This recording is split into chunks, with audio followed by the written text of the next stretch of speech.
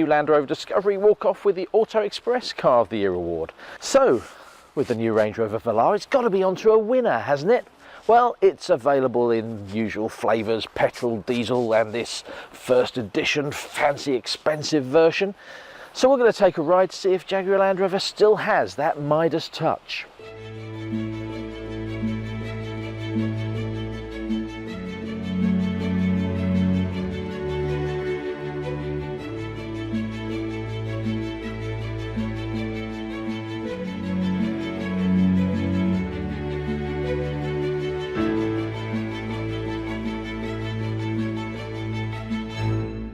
The Velar is actually based on the same chassis as the Jaguar F-Pace, which is no bad place to start, but it's got a very different feel. Unsurprisingly, a very Range Rover feel. This car's available with air suspension.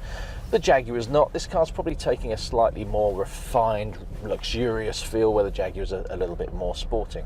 Not that this isn't a good car to drive. On the roads we've been testing the car in Norway here, slow, but reasonably quick at times. You can't go above 80 kilometers per hour here.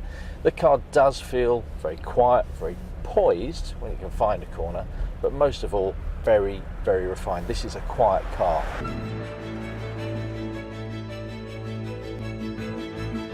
You can choose from 3 diesel engines. There are 2 versions of the Ingenium diesel with 240 and 180 PS, or the 3-litre V6 that's familiar throughout the Jaguar Land Rover range.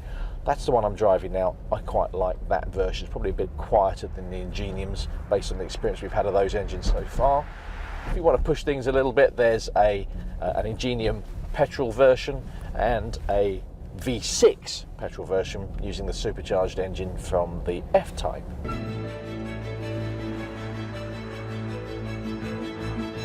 The thing I most like about this car is not how refined and relaxing it is to drive, but the sense of style you've got. There is an interior in this car like no other SUV. Now, Land Rover's design director, Jerry McGovern, is a big fan of minimalist design, whether that's architecture or, in this case, cars.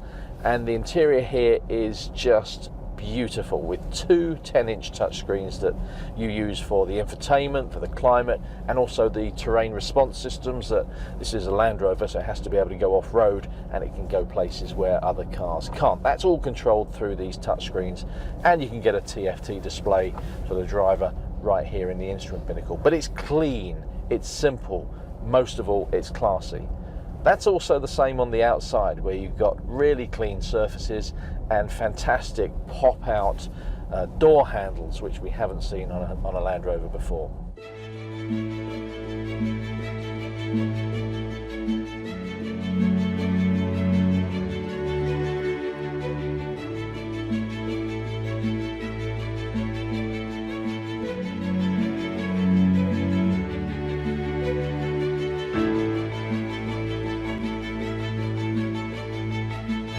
To drive, this car isn't quite as sharp as an F-Pace, you wouldn't expect it to be, but it does ride really nicely. It's quite firm, but then when you hit a pothole you realise actually the damping on this car is quite good. It's very comfortable and very, very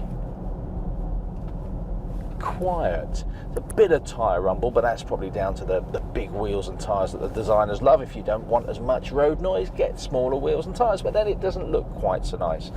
There's your choice. Most people with this car, I think, are going to be drawn to it because of the styling, which means, yep, you go for the big wheels and tyres, wouldn't you?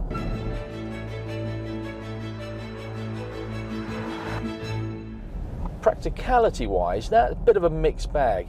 Huge boot, but I'm a big guy. I've set this car up for me, about 6 foot tall, and the seat is as far back as it goes. Try and sit behind me, it's actually a little bit tight. So if you're going to carry kids in the back, think carefully about it. Make sure you can get your child seats in, or if you've got older children, make sure they're happy to sit behind you, because the space isn't as good as in the Range Rover Sport. More expensive, bigger car, but you may want to trade up to that if you need to carry people in the back an awful lot.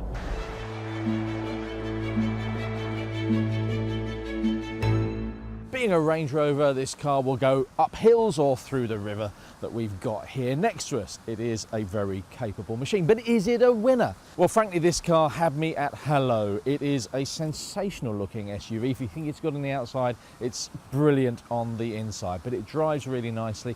The only thing I would say is make sure you can fit what you need to in the rear seats. It can be a little tight. If that fits your lifestyle, then yes, this car is another worthy addition